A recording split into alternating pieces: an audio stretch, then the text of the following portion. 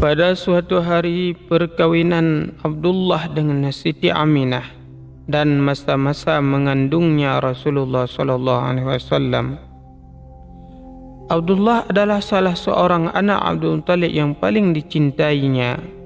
Setelah Abdullah dewasa, Abdul Muttalib menikahkannya dengan Siti Aminah binti Wahab ibnu Abdul Manaf ibnu Darrah ibnu Kilab.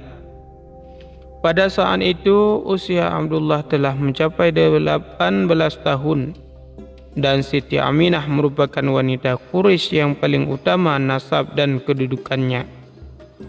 Abdullah mulai bercampur dengan Siti Aminah. Tidak beberapa lama kemudian Siti Aminah mengandung Rasulullah SAW. Ketika masa mengandung Siti Aminah mencapai 2 bulan, Abdullah meninggal dunia dan dikebumikan di Madinah di tempat paman-paman daripada pihak ibunya, yaitu Bani Adi ibnu Najjar. Pada mulanya ia berniat melakukan misi dagang ke negeri Syam. Akan tetapi Allah berkata lain ketika beliau kembali dari negeri Syam dan sampai di Madinah, maut menjemputnya. Setelah masa mengandung dijalani oleh Siti Aminah, akhirnya melahirkan seorang putra, yaitu Nabi Muhammad. Seluruh semesta alam merasa gembira dengan kelahiran bayi yang mulia ini, yang kelak akan menyiarkan seluruh dunia norma-norma etika dan akan menyempurnakan akhlak-akhlak yang mulia. Mahmud Basha almarhum, seorang ahli ilmu falak, telah melakukan penelitian tentang peristiwa besar ini. Akhirnya ia menyimpulkan bahwa peristiwa itu terjadi pada hari Senin pagi tanggal 9 Rabiul Awal bertepatan dengan tanggal 20 April tahun 571 Masehi. Peristiwa ini bertepatan pula dengan tahun pertama peristiwa Al-Fil, yaitu peperangan tentara gajah. Kelahiran Nabi Muhammad SAW terjadi di rumah Abu Talib, yaitu dalam perkampungan orang-orang Bani Hashim yang bertindak sebagai bidan di kala itu, yaitu Ummul Abdurrahman ibnu Auf.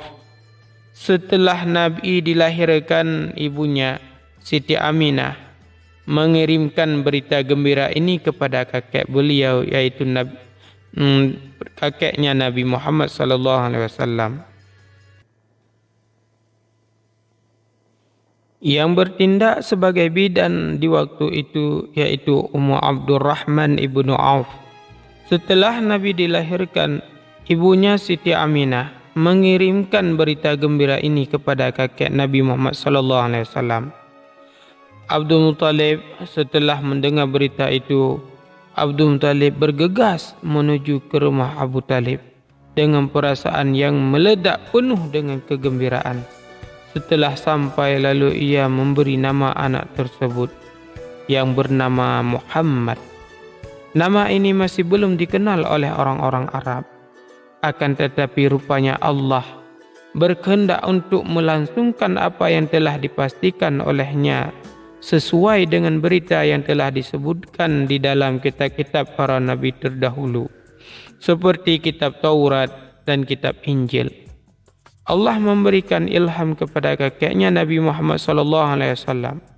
Hendaknya ia melaksanakan perintahnya, yaitu memberikan nama tersebut kepada bayi yang baru dilahirkan itu.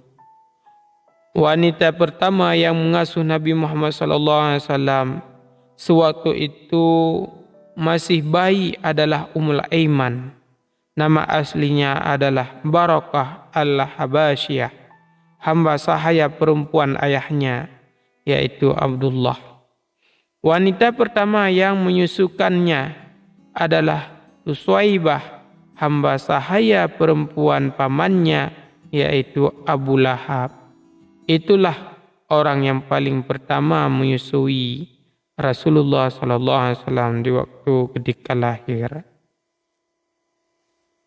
Inilah cerita singkat tentang perkawinan Abdullah dengan Siti Aminah, dan ketika Siti Aminah mengandungnya Rasulullah Sallallahu Alaihi Wasallam.